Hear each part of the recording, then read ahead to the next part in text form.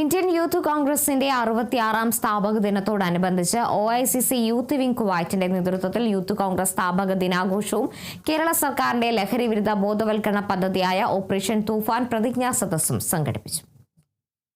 OICC youth wing president Shobin Sunny അധ്യക്ഷത വഹിച്ച ചടങ്ങ് OICC Kuwait national committee acting president BS Pillai ഉദ്ഘാടനം ചെയ്തു.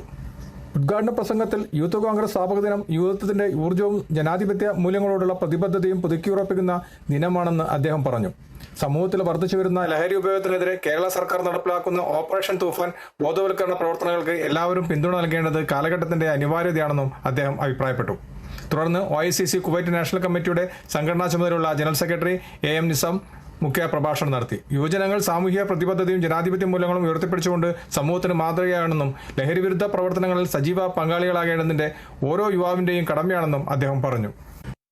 കേരള സർക്കാരിന്റെ ലഹരി വിരുദ്ധ പ്രവർത്തനങ്ങൾക്ക് ഐക്യദാർഢ്യം പ്രഖ്യാപിച്ചുകൊണ്ട് നടന്ന ഓപ്പറേഷൻ തൂഫാൻ പ്രതിജ്ഞാ സദസ്സിന് യൂത്ത് വിംഗ് വൈസ് പ്രസിഡന്റും പ്രോഗ്രാം കൺവീനറുമായ ജോണി സാം മാത്യു പ്രതിജ്ഞ ചൊല്ലിക്കൊടുത്തു. ചടങ്ങിന് OICC കുവൈറ്റ് നാഷണൽ കമ്മിറ്റിയുടെയും യൂത്ത് വിംഗിന്റെയും ഭാരവാഹികൾ ആശംസകൾ നേർന്നു. യൂത്ത് വിംഗ് ട്രഷറർ ഹസീബ് കിപ്പാട് നന്ദി രേഖപ്പെടുത്തി. കുവൈത്തിൽ നിന്നും കേരള വിഷന് വേണ്ടി IV സുനേഷ് വെങ്ങര.